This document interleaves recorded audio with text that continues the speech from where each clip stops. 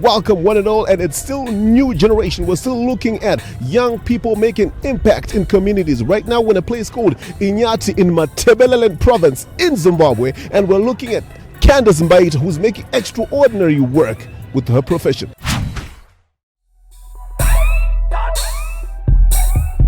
All right, so tell us a little bit about your typical day here in your, what can we call it, a clinic, a room? What can we call it? My room?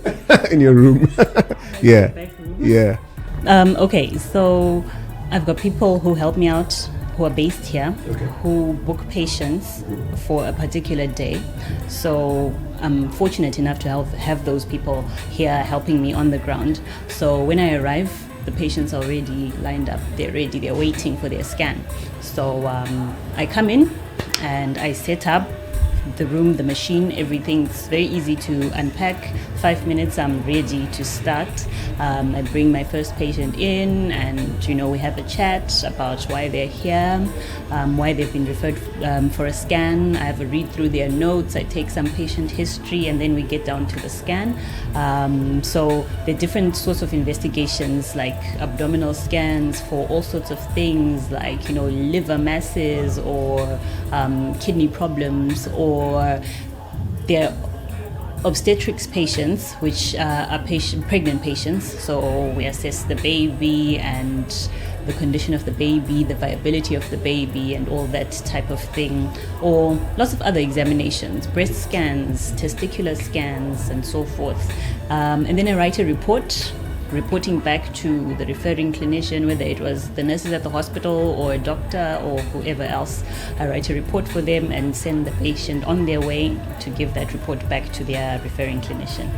So I go through the, booked patients, and when I'm done, I pack back up and head on back to town. So why Inyati in particular? I mean, you could have just been based in town there like all these other radiographers, and why in this community you have to drive all the way out, and what's the reason? Okay, so the whole idea of the service is accessibility. I believe in access to healthcare services and access to radiology services included. So the people out here don't have this access. There are no scans out here, there are no x-rays out here, and people are having to travel to town. So in order for us to offer better healthcare service in our country, some of us need to actually go out to where the patients are and offer these services within their communities, so that people are not, disadvantaged or the like by traveling into town for services. Services must be available within communities so that people have access. Equal access is what I'm all about. Candice is a very, I can say, intelligent person. She's always been a star ever since primary school days, throughout high school. Can I say multidisciplinarian? I don't know. Academically, sports, swimming, and so forth throughout high school, university. She's just been that person. Your strength is she's someone who is focused and someone who is brilliant at her job. As you know, ultrasound scans, they actually help doctors in making a diagnosis and also in making decisions about managing patients. So if we receive a ultrasound scan report which is not accurate, we can actually do harm. She inspires us to want to reach out further. I think she's a role model of what we can do as professionals to help our community.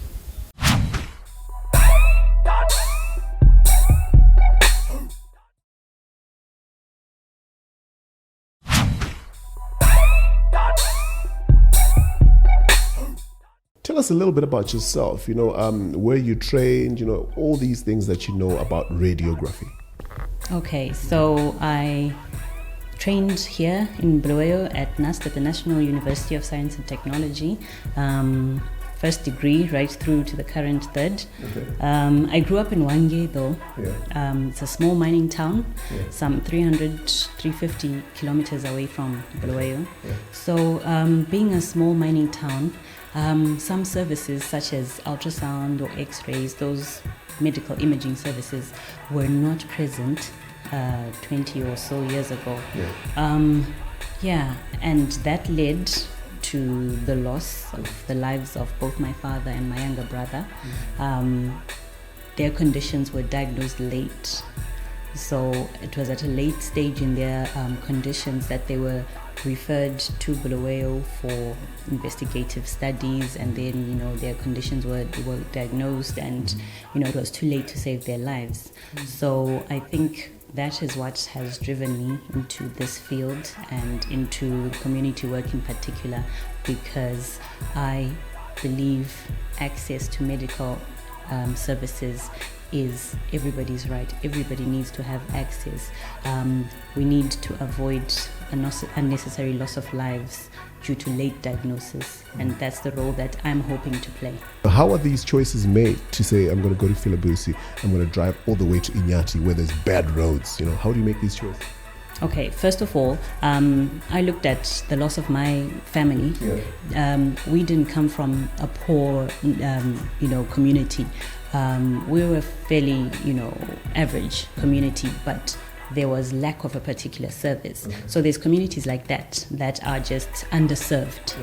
They may not be disadvantaged, but they're underserved. And then there are the disadvantaged communities. There are the poorer communities out there that simply don't have these services. And these people are not getting value for their money. For example, Inyati, for example, how I discovered that there was a need out there, I was part of a team that went out to do an outreach program. We went out there on a weekend just to offer services to the community. Then that's when I found out that there's no ultrasound scan service in that area in Bobi district. And then I heard the stories, we come from a village, 50 kilometers from here or whatever. We've walked here 45 minutes to get here to have this examination, because usually we'd have to get into town. So that's when I realized that place was not served and that there was a need, and that's how I got to serve that particular area. Okay. Yeah.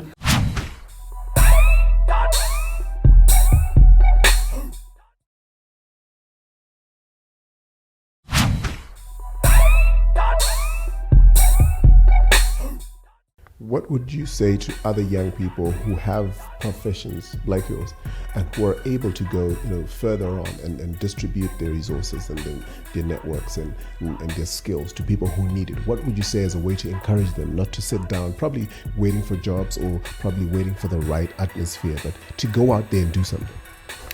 I would just say, whatever you do, whatever field it is that you are in, there is a need for you somewhere.